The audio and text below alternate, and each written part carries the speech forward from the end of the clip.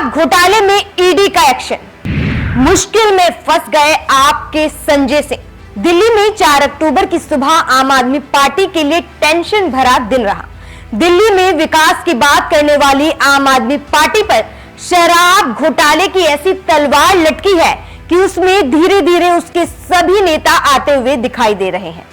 सुबह सुबह ईडी आम आदमी पार्टी के नेता संजय सिंह के घर छापेमारी करने के लिए पहुंच गई, जिसके बाद आपने सीधे प्रधानमंत्री नरेंद्र मोदी और बीजेपी पर गंभीर आरोप लगाए। कहा कि सरकार से सवाल करने पर यह कार्रवाई की जा रही है, हम डरने वाले नहीं हैं। नमस्कार, मैं हूं आपके साथ कामिनी झा और आप देख रहे हैं न्यूज़ 1 इंडिया। दिल्ली में शराब नीति घोटाले से जुड़े मनी लॉन्ड्रिंग मामले में बुधवार यानी 4 अक्टूबर को आम आदमी पार्टी सांसद संजय सिंह के घर प्रवर्तन निदेशालय यानी ईडी ने छापेमारी की।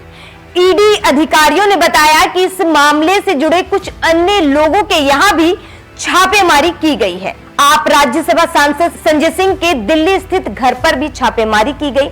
इस छापेमारी की बात से आम आदमी पार्टी के तमाम नेता गुस्से में दिखाई दे रहे हैं और उनके बयान भी सामने आते जा रहे हैं, जिसमें बीजेपी और प्रधानमंत्री नरेंद्र मोदी को लेकर वो हमलावर दिखाई दे रहे हैं। इस छापेमारी में संजय सिंह के पिता का भी बयान सामने आया है। उन्होंने कहा कि मणिपुर पर कार्रवाई नहीं हो रही है, जबकि संजय सिंह पर कार्रवाई हो रही है। ये बदले की कार्रवाई नहीं है तो क्या है? उन्हें बदले की भावना के तहत ही राज्यसभा से सस्पेंड किया गया, वो भी पूरे सत्र के लिए। वहीं आम आदमी पार्टी की प्रवक्ता रीना गुप्ता ने कहा कि संजय सिंह लगातार प्रधानमंत्री नरेंद्र मोदी और कारोबारी गौतम अडानी का मुद्दा उठा रहे थे। उनके ऊपर इसी वजह से छापेमारी की गई है। पीएम मोदी तानाशाही चलाने की कोशिश कर रहे हैं, लेकिन हम लोग इस मुद्दे को उठाते रहेंगे। आपको यहां बता दें कि संजय सिंह ने राज्यसभा में अडानी मामले का मुद्दा उठाया था। उन्हें इस पर कांग्रेस समेत कई विपक्षी दलों के सांसदों का समर्थन भी मिला था। वहीं कांग्रेस नेता उदित राज ने भी आप सांसद संजय सिंह पर हुई कार्रवाई की निंदा की है। उदित राज ने बीजेपी पर हमला बोलते हुए कहा कि ये ईडी और बीजेपी के सहयोगी गठबंधन है, जिसने तबाही मचा रखी है। ये लोग जांच का इस्तेमाल सिर्फ डराने के लिए कर रहे हैं। वहीं असम के मुख्यमंत्री हेमंत बिस्व शर्मा और अजीत पवार पर ईडी का केस बंद हो गया है। आपको बता दें कि दोनों नेताओं ने बीजेपी ज्वाइन कर लिया था, जिसके बाद से जांच आगे नहीं बढ़ी है। इसी को लेकर विपक्ष लगातार बीजेपी और प्रधानमंत्री नरेंद्र मोदी पर हमलावर रहता है और विपक्ष कहता है कि बीजेपी का वॉशिंग मशीन है। बीजेपी की इस वॉशिंग मशीन में कोई भी नेता जाता है और बीजेपी को ज्वाइन करते ही वॉशिंग मशीन में उसके जितने भी पाप हैं वो सब धुल जाते हैं। वहीं आरजेडी सांसद मनोज झा ने कहा कि ईडी का एक्शन और संजय सिंह पर कार्रवाई चुनाव तक चलता रहेगा। वहीं समाजवादी पार्टी के नेता अमीक जमाई ने कहा कि 2024 चुनाव से पहले विपक्ष के कई नेताओं पर इस तरह की बदले की कार्रवाई आपको देखने को मिलेगी।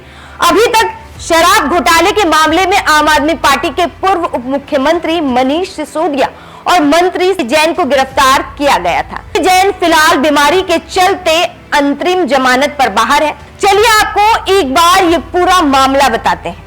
दिल्ली सरकार की नई शराब नीति 2021-22 से जुड़ा हुआ ये मामला है। दिल्ली सरकार ने 17 नवंबर 2021 से दिल्ली में नई एक्साइज पॉलिसी लागू की थी। नई शराब नीति के तहत शराब कारोबार को पूरी तरह से प्राइवेट कंपनियों को सौंपा गया था। दिल्ली सरकार इससे पूरी तरह बाहर आ गई थी।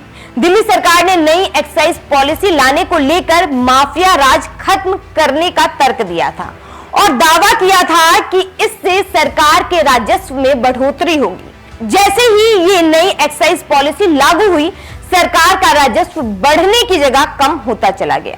सरकार को काफी नुकसान हुआ। सरकार ने 31 जुलाई 2022 को कैबिनेट नोट में स्वीकार किया कि शराब की भारी बिक्री के बावजूद सरकार के राजस्व को नुकसान हुआ है, जिसके बाद से आम आदमी पार्टी विपक्ष और बीजेपी के निशाने पर आ गई थी।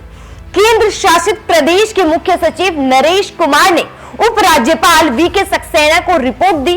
इस रिपोर्ट में मुख्य सचिव ने आरोप लगाया कि पॉलिसी में गड़बड़ी के साथ साथ डिप्टी सीएम मनीष सिसोदिया को फायदा तक पहुंचाया गया है। जिसके बाद एलजी वीके सक्सेना ने सीबीआई से जांच की सिफारिश की, जिसके बाद आपके 2 नेताओं को गिरफ्तार किया गया और अब तलवार संजय सिंह पर लटक रही है।